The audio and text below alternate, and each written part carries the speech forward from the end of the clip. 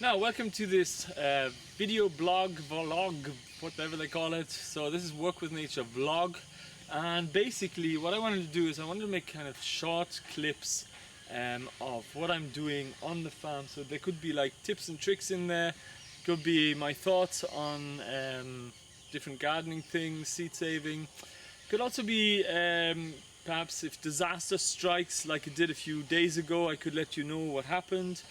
Just a kind of an update, short videos on updates on what's actually going on. So often I'd be doing jobs on the farm and I would be thinking, oh, this would be interesting to show people, but actually it makes no sense to put it into a short video unless there's something specifically for this, like this vlog. So I thought I'd make this vlog, kind of update you at home, and maybe also just have some tips and tricks in there as well.